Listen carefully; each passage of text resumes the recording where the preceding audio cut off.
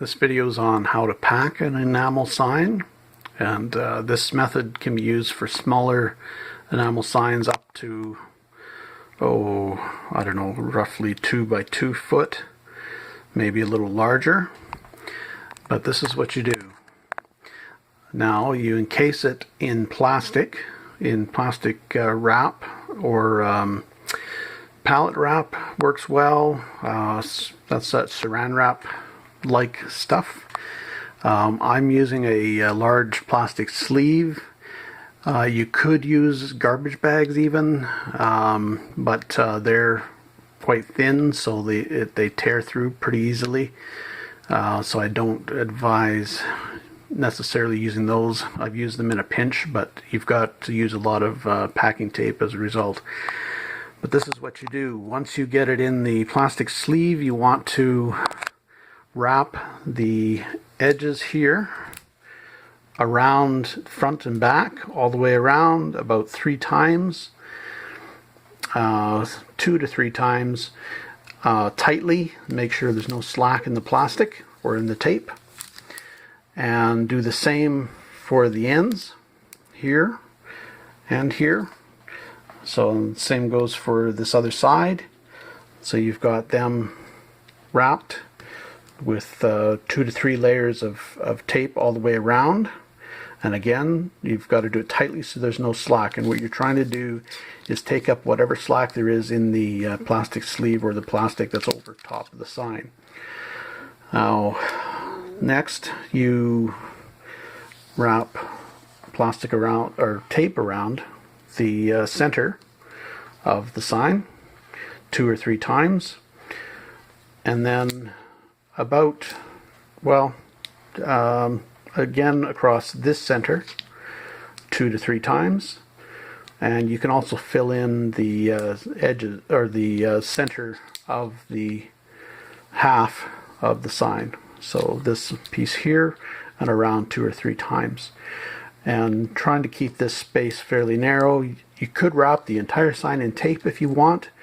I've done that before when you're using a plastic bag, like a garbage bag or something, because you've got a lot of loose plastic, and because it tears so easily, I've done that before, but you end up using a lot of packing tape. So try to get a thicker plastic to wrap it in. You can use plastic that's meant for insulation and that sort of thing as well. It's thicker, and you can wrap them in that. Like I said, I just use plastic sleeves that I happen to acquire, but you can use whatever plastic you have on hand, but you've got to make sure everything's sealed before you start doing these wrapping pieces. Now, I do that to prevent any damage happening to the surface of the sign, because the next step is taping it down to the center of a piece of styrofoam, which is a blue insulation that's 1.5 inches thick, and we'll show you how to do that in a moment. So this is the insulation I use, and it's 1.5 inch thick. It's got a edge, kind of a shiplap edge right there. You don't need to use this particular thickness. You can use 1 inch if you can find 1 inch. Some places don't carry it. 2 inch is better, or sorry, 1.5 inch is better. It gives it more rigidity, makes your signs safer. And this is the stuff here made by Dow. Right there, Dow styrofoam insulation. This is, I forget what R rating it has, but anyway, it's made by Dow, comes in blue. There's also a pink version that works just as well. I recommend not to use the styrofoam that has all the little pellets visible in it, because it's nowhere near as rigid. So try to stick to this blue stuff. If you have construction going around going on around you, occasionally you can find big enough pieces of this in dumpsters, because this stuff is not cheap. This sheet alone, which is 8 foot by 2 foot, ran $29 and change, so about 30 bucks. So to pack maybe 2 to 3 signs, you're looking at a $30 charge. But when you're packing a sign that's $200, $300, $400, it's worth protecting it. Anyway, so that's the stuff I use, and I'll show you in a moment. What I'm going to do is cut a piece that is approximately about an inch wider, 2 inches wider than the sign, and 2 inches longer than the sign, and that allows for an inch all the way around. And that does not include these edges here, because they're going to be trimmed off because they're excess. They're just a bit of a pain. All right, and I'll show you in a moment. I think we'll be able to get away with using it like that. So I'll show you in a moment. I'll cut a piece and show you what to do from that point. As you can see, I've got a piece of foam cut, and you basically place the sign face down on the foam with an equal amount of space around the outside edge, or roughly equal. See, it's a little crooked. There we go. But I also put the writing on the inside, any of the writing that's on the foam on the inside, just to keep the package looking neat and keep the post office from complaining. And yeah, so now we'll be taping the sign down to the foam board. What I'll be doing is this method again, except taping around the outside and fastening the sign down to the board. What I'm going to do first to make it easier is tape the edges to the sign here, right across there, and down the sides, and down this other side as well, right down to the other edge. And then we're going to also do this over the top and wrap it around the foam again. So I'll do that, and then I'll show you what it looks like when I'm completed. So what we've done is taped, like I said, on the outer edge right here. Taped it down all the way around, right around, and then taped around the center of the long way with 2 to 3 layers of tape, and tightly enough that the sign is being pressed against the foam board and doesn't move at all. So it will not move on the foam. All you can see is that it's moving on my lap here, but it is not moving on the foam because it is suspended basically on top of the foam, so it will not move. So I can drop this from a 6-foot height, roughly, and that is not going to move, that is not going to come off, that will not get damaged. So that's not how we're shipping it, of course. What we're doing is going to be sandwiching it between another piece of foam. But as you can see, I've wrapped it around 3 times on the outer edge of the sign and on the ends of the sign, right there and there. So there's, you can see that pattern. That's what you should end up with. Now you can also go down the center of the halves for some extra security if you like, If the sign is extra heavy, I advise that as well. So you may see some flex depending upon whether the sign itself is straight or not. This one is a big one, and it does have a slight convex shape to it, so it's not going to sit perfect, but it is safe where it is. And what we're going to do now is cut another piece of foam the same size and make a sandwich out of it. Alright, and I'll show you how that goes. Okay, we have a piece cut the same size. As you can see, what we're doing is making a sandwich out of the sign there. And again, with the writing on the inside, because there's UPC codes on it, it is a really good idea to make sure the writing's on the inside, because you don't want it with UPS and Canada Post using UPC codes. You don't want that UPC code telling it to go to Zimbabwe or somewhere. So keep it on the inside. If you end up with it on the outside, make sure you stroke it out, block it out, something like that. But it makes a much neater parcel if it's on the inside.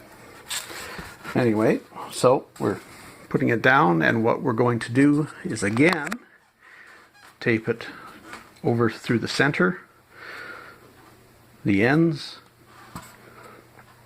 here and here, again 2 to 3 layers, and one across the middle of the long way, and I'll show you how that turns out. Okay, I have 2 on here now, wrapped in 2 spots. You should be applying enough pressure that you're able to indent the foam like this. You can see that there's an indentation, and when you're taping the edges together, try to squeeze the foam edges together. I could do it still a little more, but squeeze them together and tape over that spot. Try to get the edges as close together as possible. The foam is flexible enough that it will bend just enough to hopefully get those edges to close to meeting or meeting. I could still do a little bit better there, but unfortunately the tape does stretch a bit. Same with this here. I could squeeze it together a bit more. One way to accomplish all this is squeeze the edges together and put a quick piece of tape from just beyond the edge here and wrap it around to about here at those places that you're going to be wrapping the tape right around, and that'll give you a start on the wrapping, and it'll keep the edges pinched together. Now the edges will pinch together easier if you leave a little more space in between the sign and the edge, so just keep that in mind. Sometimes it's best to leave almost 1.5 inches, 2 inches of space. This particular sign should be okay though, and just the way I'm packing it. Now what we're going to do is continue with putting the tape around the other edges, and I'll show you how that turns out. So here we go. What we've done is duplicated the pattern that was on the one side to both sides. So you see that it's taped in 3 sections, and across the middle and across the ends. So you've got 3 rows on going each way, on the front and on the back, or whatever, on each side rather. And when you're doing this, I prefer to break the tape here. If you don't, and you've broken it say at the edge or around here somewhere, what happens is this, and I've left this up here for that reason. is it'll start to lift and it'll catch and untape itself in the mail. So I'll be changing that one just for that purpose. But like I said, it'll catch in the mail. You can see how just with my finger it'll catch. So if it's rubbing over other parcels and such, it's going to catch, and that can cause issues. So we'll break it back to that to the seam there. But yeah, and the reason that I break it at that edge is what we're going to be doing is taping, or putting a strip of tape across here, all the way across and all the way around to seal up this little crack. And then there'll be strips of tape up here as well and fold it over the edge. So I'm going to do that and then show you how that looks. So we've taped the center, down the center, to seal up that little crack. If you've got fairly thick tape, it's probably okay to just use one. If you've got using fairly cheap thin tape, 2 is probably better. This seems to be alright though. It is not bad tape, but I have used pretty much a whole roll on this package. It is dollar store tape, but it is actually pretty decent. Anyway, so I've taped all the edges as well, and it overlaps with this, so there's no foam showing. There's nothing that can catch. It's basically smooth. Basically press the tape down so it sticks to the got some air bubbles in there, but so it sticks to the foam, and the better it sticks, the more surface area that the tape sticks to, the more rigidity the foam retains. And that's the same with the closer you can get this closed, the better rigidity that the foam will have. But now this is safe enough that you can drop it from about 6 to 8, 10, 12 feet, and the sign will remain intact and fine. So it should survive. Next is the address label, and with it, the address label will go in the middle, obviously, and will be taped around the outside all the way around the package again to assure that it stays on and will not come off. So just sticking an address label on, because it's foam and it has a little bit of give, you can press your finger into it just a little bit. If something catches that address label, it will peel it right off. So make sure that you tape the address label on, like I said, all the way around, and I'll show you that in a moment. So here it is. Just slap the address label on. You can see it underneath the clear tape. This is just there for the customer's privacy, and it's all the way around, as you can see, right around. And that gives the foam even a little more rigidity. So it's ready to mail, and will be mailed as a package, obviously.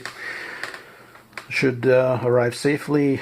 This one's going to Ontario, so it should arrive safely in Ontario and intact.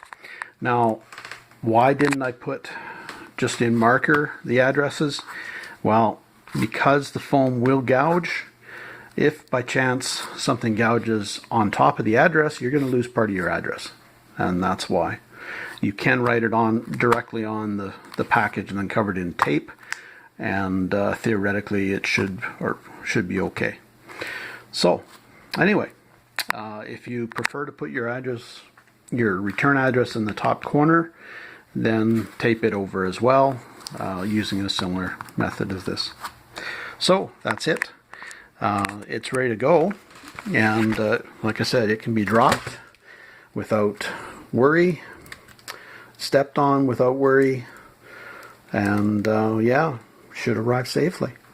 So please ignore my full garbage, and yeah, that's it. Thanks for watching. Hopefully you can use this information to safely ship your signs. I do this also with non-porcelain signs, just small signs, although there is a cheaper way to ship those, and one of these days I'll get around to showing you how to ship them. All right, thanks for watching. Please like and subscribe, and happy picking, safe picking. Take care.